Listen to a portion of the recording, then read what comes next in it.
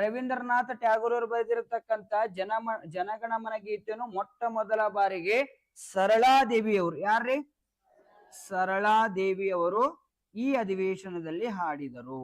ನಿಮಗೇನ್ ಕೇಳ್ತಾರ ಕ್ವಶನ್ ಅಂದ್ರ, ಸರ ಭಾರತದ ರಾಷ್ಟ್ರೀಯ ಕಾಂಗ್ರೆಸ್ ಕೆಳಗಿನ ಯಾವ ಅಧಿವೇಶನದಲ್ಲಿ ಜನಗಣಮನ ಗೀತೆಯನ್ನು ಹಾಡಲಾಯಿತು ಅಂದ್ರೆ ಏನ್ ಹೇಳ್ಬೇಕು? 1911. ಯಾವ ಅಧಿವೇಶನ? ಕಲ್ಕತ್ತಾ ಅಧಿವೇಶನ. ನೋಡ್ರಿ, ಗೀತೆ ಯಾವುದು? ಜನಗಣಮನ. ಬರೆದವ್ರು ಯಾರು? ಹಾಡಿದವ್ರು ಯಾರು? ಸರಳಾದೇವಿ. ನೆಕ್ಸ್ಟ್ ಸರ್ ಇನ್ನೊಂದು ಇನ್ನ ಕೇಳದ, ಅಲ್ಲಿ ಒಂದೇ ಮಾತ್ರಂ ಗೀತೆ ಹೇಳಿದಲ್ಲ 1896ರ ಕಲ್ಕತ್ತಾ ಅಧಿವೇಶನದಲ್ಲಿ ಅವಾಗ ಬರೆದವರು ಬಂಕಿಮಚಂದ್ರ ಚಟರ್ಜಿ, ಹಾಡದವ್ರು ಯಾರು? ರವೀಂದ್ರನಾಥ್. ನೋಡ್ರಿ ಹೆಂಗದ, ಒಂದೇ ಮಾತ್ರ ಬರೆದವರು ಬಂಕಿಮಚಂದ್ರ ಚಟರ್ಜಿ, ಹಾಡದವರು ಇಲ್ಲಿ ಜನಗಣಮನ ಬರೆದವರು ಹಾಡದವರು ಯಾಕ್ರಿ? ಅವ್ರು ಬರ್ದವ್ರು ಯಾಕೆ ಹಾಡಿಲ್ಲ? ಅಲ್ಲಿ ರವೀಂದ್ರನಾಥ್ ಟ್ಯಾಗೋರ್ ಅವ್ರು ಮತ್ ಅವ್ರಿಗೆ ಕಂಠದಂದ್ರೆ ಅವ್ರು ಹಾಡಿರ್ಬೇಕಲ್ಲ. ಅದು ಮತ್ತೆ ಡೀಪ್ ಆಗ್ತಾ ಬೇಡ, ಸದ್ಯಕ್ಕೆ ನೌಕರಿ ತೊಗೊಳಮ್ರಿ. ಇರ್ಲಿ ಇಷ್ಟ.